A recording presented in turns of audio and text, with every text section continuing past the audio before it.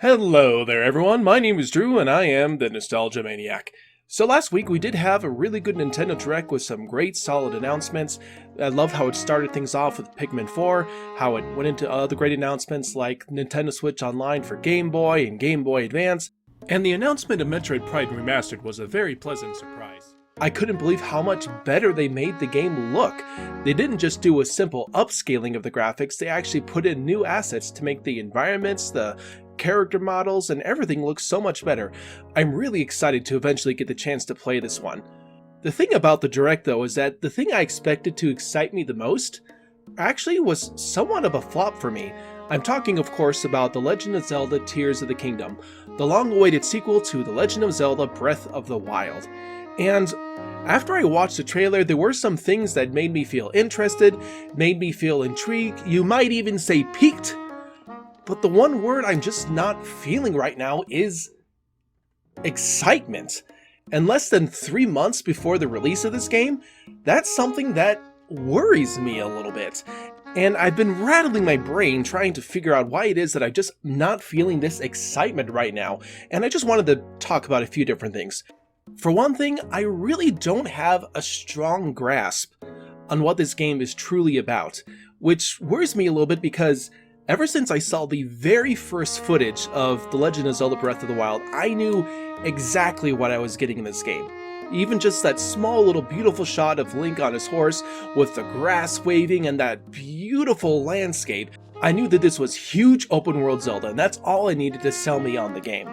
I waited anxiously for every little bit of information, getting little bits and pieces there, and then finally in the summer of 2016, we did get that big first trailer that showed a lot of the game, but really the big one was in January 2017, right before the Switch's release, where they had that beautiful trailer with the beautiful music, just showing all the story and just the grandness of it and everything, and there was never a greater trailer in the history of video games.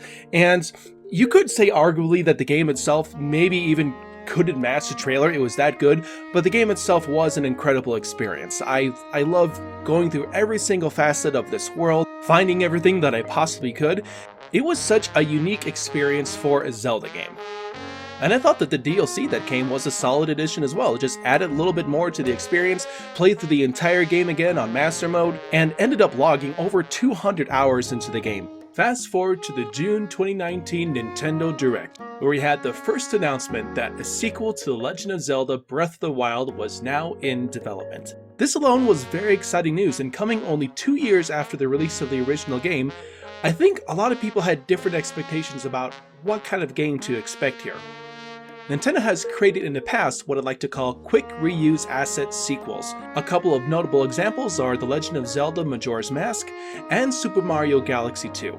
Now in the case of Majora's Mask, although the game did use the same graphics engine, the same basic control scheme, it still created a whole new entire world for Link to explore, with a completely different feel than the game that preceded it.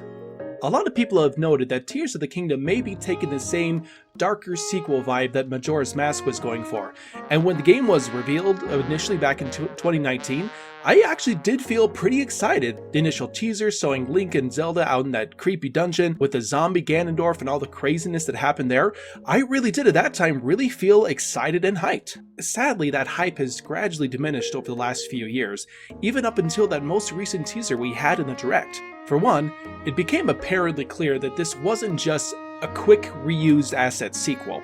Nintendo clearly has some big ideas that they've been showing in these last few teasers. The concept of exploring in the sky, exploring in the dungeons underneath Hyrule, and some other bits and pieces like new weapon upgrades and even vehicle building are things that do sound interesting. Again though, there are a few things that hold me back from feeling truly excited.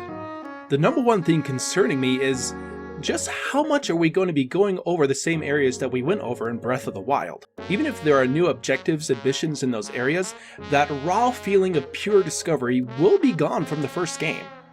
It seems like the thing that will be completely new in this game is going to be exploring the skies above Hyrule, with various missions, objectives, or even dungeons there. And like I said, I think there are also going to be areas underground Hyrule that will bring back some of that classic dungeon feel that I felt was missing from the original game. But as exciting as these new areas could potentially be, I'm wondering, does that leave the original overworld as just a transport in between to some of these other places, to some of these new locations? Is exploring the overworld just going to be getting from point A to point B, rather than just enjoying the journey along the way and like seeing all these different things that can distract you?